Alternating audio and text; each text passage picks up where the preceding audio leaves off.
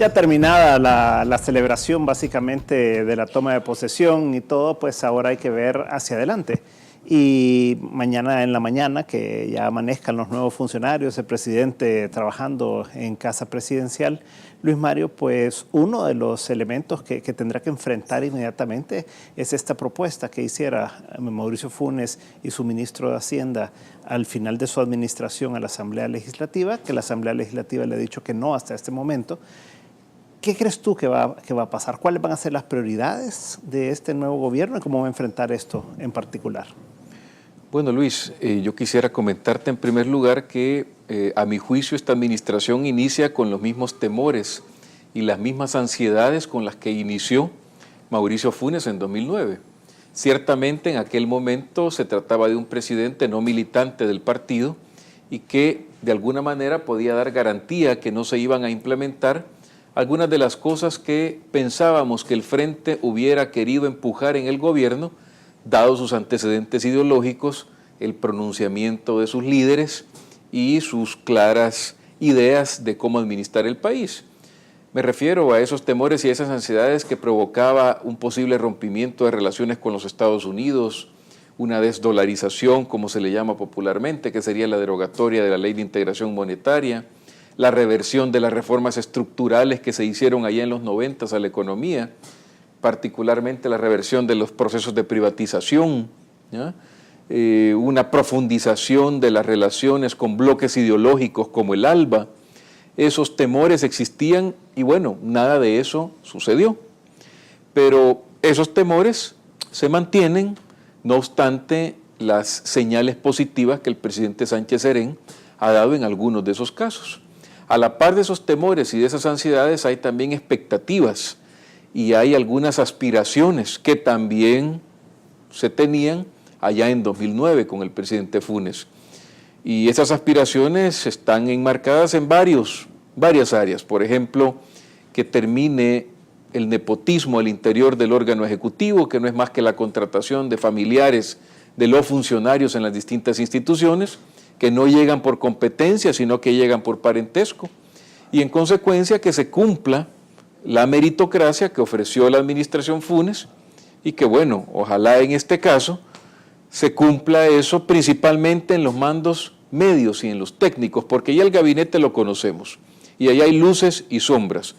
Sombras no porque se hayan desempeñado mal algunos de los ministros o funcionarios nombrados, sino porque generan sospecha, porque vienen, por ejemplo, algunos de Alba Petróleos, están en algunas de las carteras más importantes y podría haber ahí un uso patrimonialista del Estado, pero esa es una especulación y hay que mencionarlo ya para que simplemente se abstengan, ojalá, de beneficiar a esta empresa. Hay otras aspiraciones como la de ser más eficientes en áreas de la administración pública relacionadas con lo social, más eficientes en educación, en salud, en vivienda de interés social, que se tenía la aspiración que el primer gobierno del FMLN lo pudiera hacer y no fue así.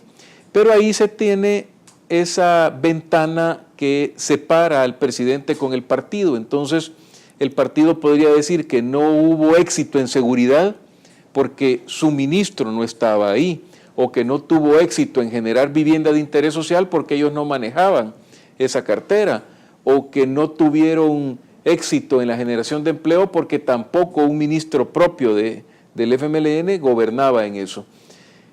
Resumo entonces tu pregunta diciéndote que ahora el FMLN va a gobernar de manera pura, químicamente pura. Conocemos ya a sus ministros y la responsabilidad, por ejemplo, en el tema que don Jorge señalaba muy bien, que es uno de los que nos agobia a todos, que es seguridad. Bueno, es un militante puro del partido el que lo va a dirigir, que se queda con varios de los funcionarios de la administración Funes, que eso no sé si es bueno o es malo, ¿ya? Habrá que ver en el campo cómo se comporta, pero todos esos retos, el presidente Sánchez Serén los tiene que administrar y ojalá que lleve de principio a fin este cambio de posturas y de discursos que ha tenido abriendo el diálogo con la empresa privada. Ahí entra el tema de la reforma fiscal, que no debe ser una imposición, sino que debe tratarse de un acuerdo fiscal integral con los empresarios. entra también la promesa del presidente Sánchez Serén y su aspiración de apostarle al crecimiento económico para que de esa forma lleguen más ingresos al Estado, su promesa de austeridad, su promesa de ser un gobierno transparente que luche contra la corrupción, importantísimo, y bueno, habiéndose quedado en su casa en la Colonia Laico, habiendo nombrado a algunos ministros, por ejemplo, el ministro de Economía que ha estado y conoce las gremiales empresariales, ojalá que ese estilo se mantenga y no vaya a cerrarse la concertación en el segundo año de gobierno como se cerró con el presidente Funes, y que cargue en la espalda no solo suya como presidente, sino de la sociedad civil organizada, muchos de los problemas que el país tiene.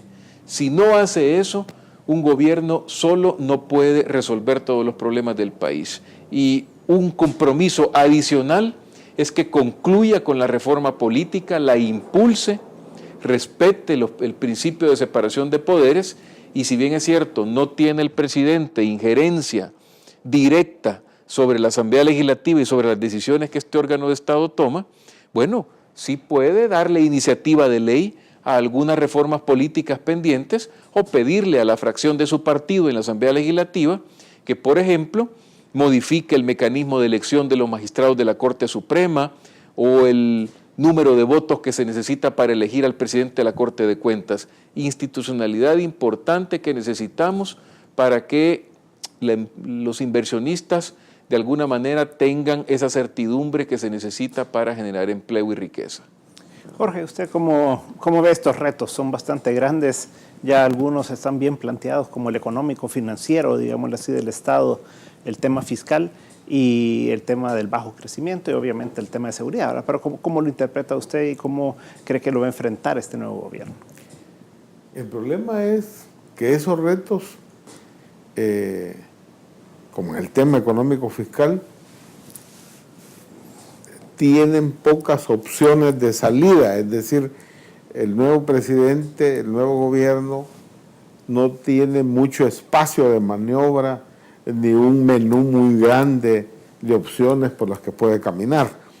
Y uno escucha algunas figuras importantes en el FMLN, en el tema económico, como Salvador Arias, por ejemplo, pues hacer planteamiento de decir, mire, aquí lo que hay que hacer es salirse del esquema en que está, ir con una situación mucho más dramática, una moratoria de 10 años para no pagar ni intereses ni capital a los deudores. Ahí la pregunta se refiere a los deudores bilaterales o incluye también a los deudores privados que han adquirido papeles del Estado. Él no hace diferencias, entonces implicaría una cosa todavía más grave, porque no es lo mismo que usted le diga no al BID o a otro organismo bilateral, que los políticos siempre influye, a que le diga eso a inversionistas privados. Pero bueno, salidas como esa, regresar de nuevo al Colón, que son las cosas que plantean allí, o decir, mire, las pensiones regresan a una institución del Estado, Seguro Social, la que sea, y las AFP al carajo, genial, pero ahí hay recursos de ahorro de los trabajadores, hay, si no me equivoco, son como 7,000 millones de dólares que están ahí. ¿Y eso qué se va a hacer? Eso va a regresar al Estado y son los ahorros individuales de los ciudadanos. No significará ahí un problema incluso constitucional, pero bueno, eso sí le significaría al gobierno 7,000 millones de dólares frescos, más frescos que una lechuga, para poder usar. Son tentadoras esas salidas, pero ¿es eso posible en este momento y en este mundo, en las interrelaciones que existen? Aunque esos 7,000 millones ya casi los tiene todo el Estado a través de los préstamos que le ha ido haciendo en el tiempo a las AFPs. Entonces, ese es un tema para mí difícil, grave, que va a implicar la necesidad de una visión de carácter nacional. Yo creo que, si bien estos temas de la seguridad y fiscales son graves retos, sí, pero la salida pasa porque toda la sociedad, porque los distintos sectores productivos, trabajadores, empresarios, Estado, y ciudadanía, hombre, se siente encontrar una salida de largo plazo, con medidas obviamente inmediatas y de mediano plazo, en lo que se llama un plan de desarrollo nacional o un consejo, un consenso nacional que nos lleve a tener una agenda y medidas específicas. Eso sería lo que uno esperaría. O esa es la única forma de enfrentar estas crisis en las que estamos tan graves y tan profundas. Ahora, para eso se necesita una actitud y un liderazgo. Yo creo que de las cosas que han faltado en este gobierno anterior ha sido eso, equipos. Y que se sepa que el equipo económico, que el equipo social, que el equipo de seguridad son eso, son equipos de funcionarios que están de cabeza para resolver los problemas y con otra cosa, con un liderazgo. Uno va aquí a necesitar que el presidente de la República se arremangue y se meta al tema de seguridad y lo asuma. Y si no él, pues el vicepresidente, pero alguien tiene que entrarle a eso y agarrar y construir y hacer que el equipo funcione.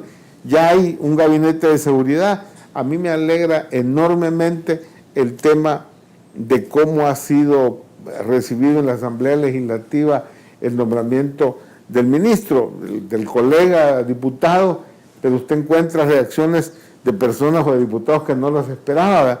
De Arena y de todos los partidos, diciendo que hay confianza y que van a apoyar, qué bueno, ¿no?, al nuevo ministro de Seguridad.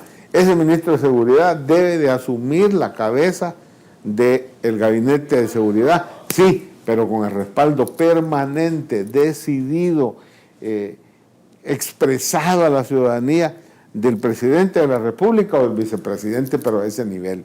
Bueno, lo mismo tenemos que decir en el tema económico. Allí no hay ninguna duda que no podemos seguir en un esquema en que no hay un ministro, un liderazgo que sea capaz de tener un equipo económico coordinando con un equipo social y pudiendo entender cuáles son las necesidades, priorizarlas en cuanto al tema social y cómo voy a manejar entonces esta plata, pero debe ser coordinado. Yo no puedo tener, por un lado, a Hacienda teniendo ingresos y por otro lado, en el gasto, cada ministro haciendo lo que se le ocurre y con iniciativa, porque no hay una conducción. Yo creo que aquí Lorenzana tiene una enorme tarea, creo que es el momento de asumir como Ministerio de Planificación o como institución de planificación y de coordinación de los tres, o por lo menos del gabinete económico y del gabinete social. Creo que eso es unas cosas que uno esperaría para poder enfrentar de alguna manera esta crisis. Esto no se hace sin el respaldo de todos los partidos políticos. Y estamos en un lío porque estamos en elecciones a partir de mañana, elecciones de diputados y alcaldes. Pero si no asumimos la responsabilidad, todos los partidos políticos, si no lo asumen, perdónenme, tampoco va a poder salir este gobierno de esta situación en la que estamos. Corte comercial y a la vuelta hablemos entonces de los ministros que ya conocimos, que están dentro de esta nueva administración y qué es lo que podríamos esperar en base a lo que han hecho con anterioridad, a su perfil y a sus capacidades, ¿verdad? En un momento estamos de nuevo con 361 grados.